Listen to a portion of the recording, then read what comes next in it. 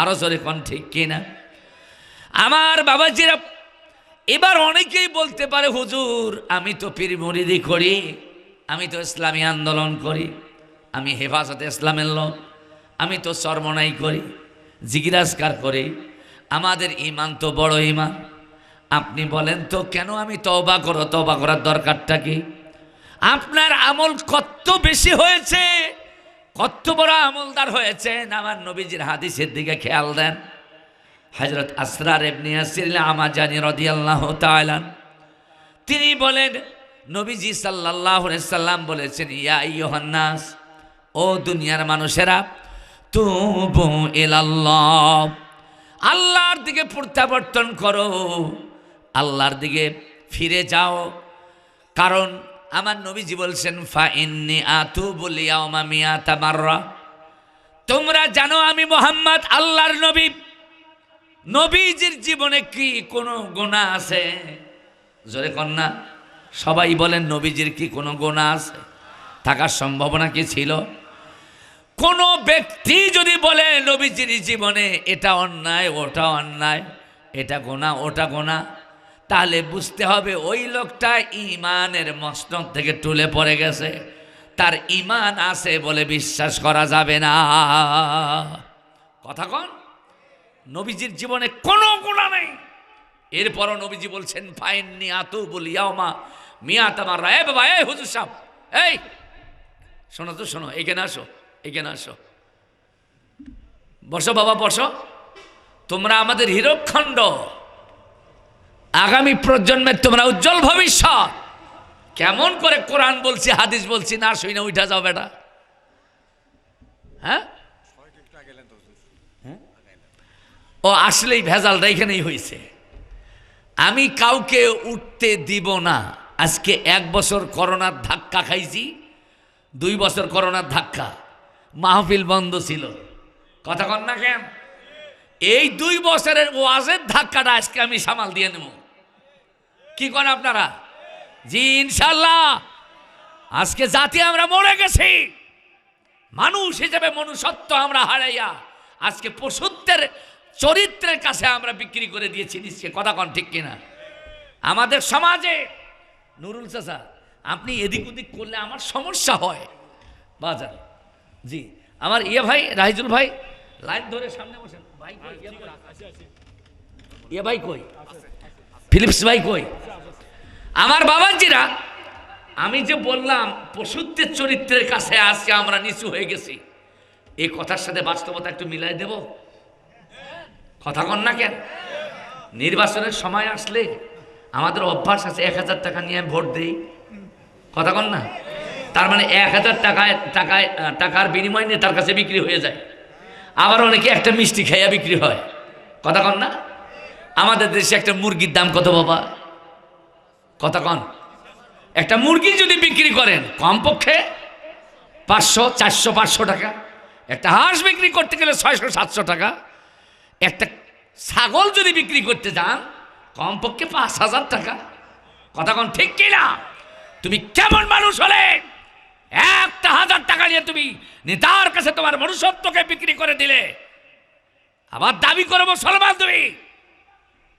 তোমার পরিচয় তো হলে একটা ছাগলের থেকেও নিম্ন মানের বস্তুর পরিচয়, জন্তুর পরিচয়। কথা কন ঠিক কিনা? আজকে এই জাতিকে পরিশুদ্ধ করতে না পারলে বাংলাদেশের মৌলবীদেরও 12টা বাজাবে আমার আল্লাহ, জাতিরও তো 12টা বাজবেই। কথা কন ঠিক কিনা? বিরক্ত হচ্ছেন আপনারা? আমি ওই পিছনের ভাইদেরকে অনুরোধ করে বলছি, এই যে আমার 2টা হাত অনুরোধ, ননগলার যুবকেরা, আল্লাহর ওয়াস্তে আপনাদের হাদি ভাই 2 বছর পর আসছি, আল্লাহর ওয়াস্তে পিছনের জায়গা ছেড়ে দিয়ে আমার সামনে আসতে হবে।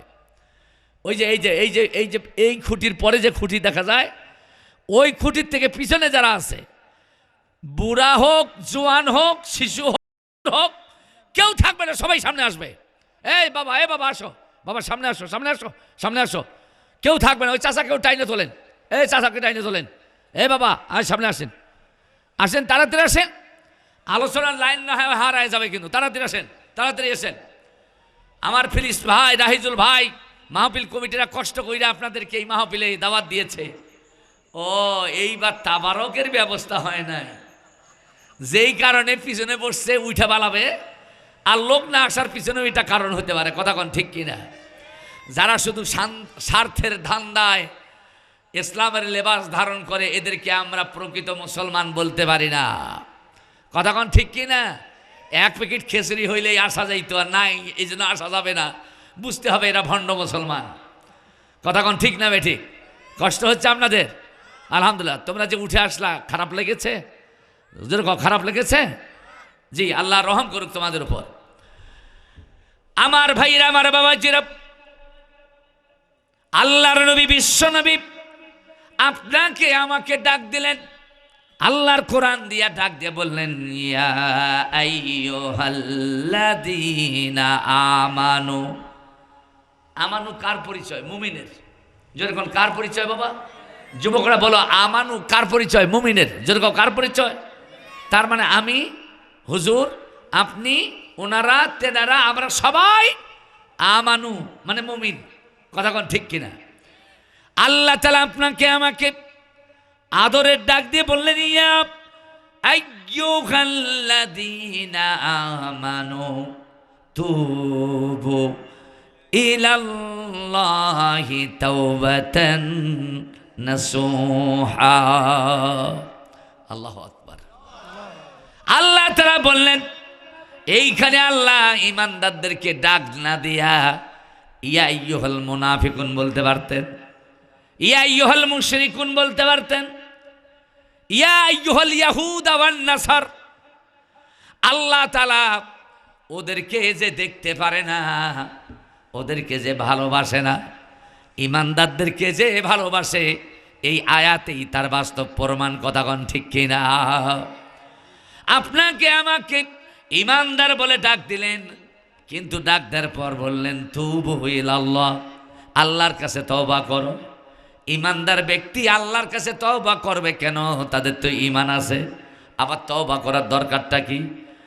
আমাদের ঈমান আছে, কার ঈমান কতটুকু ভালো না মন্দ, মজবুত না দুর্বল, আমার আল্লাহর চাইতে এটা অন্য কেউ বেশি ভালো জানে না। কথা কোন ঠিক কিনা? যেহেতু আমরা ঈমানের লেবাস পইরা সুদের উপর টাকা দেই নাই, ঈমানের লেবাস পইরা ঘুষের উপর লেনদেন করি, ঈমানের লেবাস পইরা শয়তানের আদর্শ প্রতিষ্ঠার আন্দোলন করি, ঈমানের লেবাস পইরা ঈমানদারদের বিরোধিতা করার মতো ভণ্ড ঈমানদার আমাদের দেশে সমাজে আছে না নাই? এটা আসতে বললে বুঝি কেমনে? জোরে করে আছে কিনা? আজকে বাছাই করতে হবে খাঁটি ঈমানদার কারা আর ভেজাল ঈমানদার কারা। কথা কোন ঠিক কিনা? আমার আল্লাহর সার্বজনীন ডাক, যারা ঈমানের দাবি করেছ, তোমাকেই বলছি। আল্লাহ বলছেন তোমাকেই বলছি, মুনাফিককে নয়, মুশরিক ইহুদিদেরকে নয়। ঈমানের দাবি করেছো, তোমাকেই বলছি বেটা, তুবু ইলাল্লাহ, আমি আল্লাহর কাছে প্রত্যাবর্তন করো, ফিরে আসো। তওবা শব্দের অর্থ হলো প্রত্যাবর্তন করা, ফিরে যাওয়া। বলেন তো তওবা শব্দের অর্থ কি?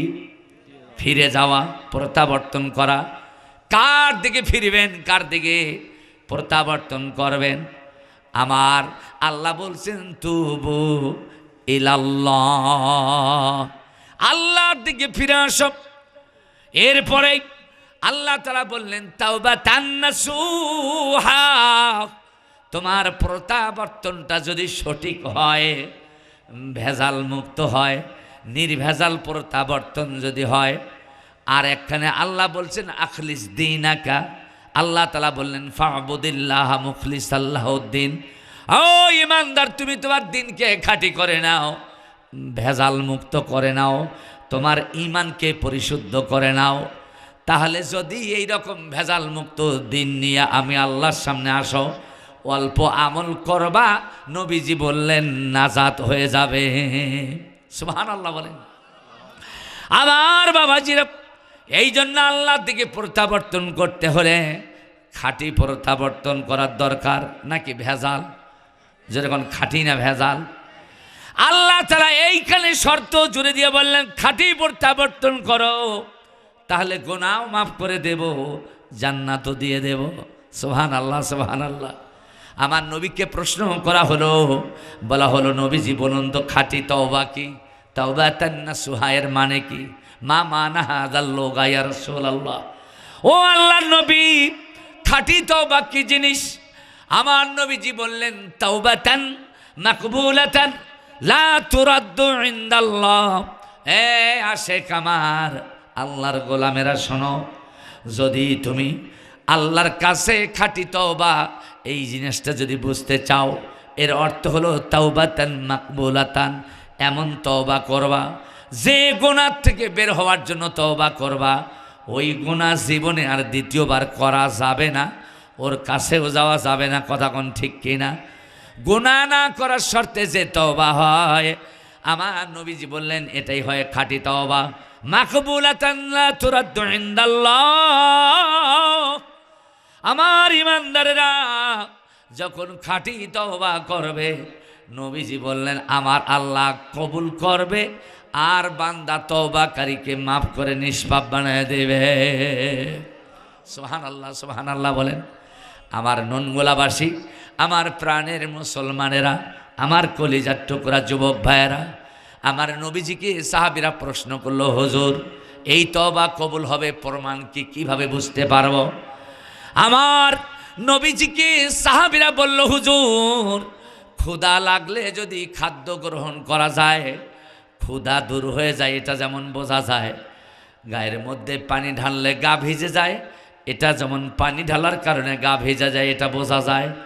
যদি কোথাও আগুন লাগে, আগুন লাগানো বস্তুটা পুড়ে ছাই হবে, এটাই আগুনের নেশার, এটাই আগুনের কাজ, এটা যেমন বোঝা যায়।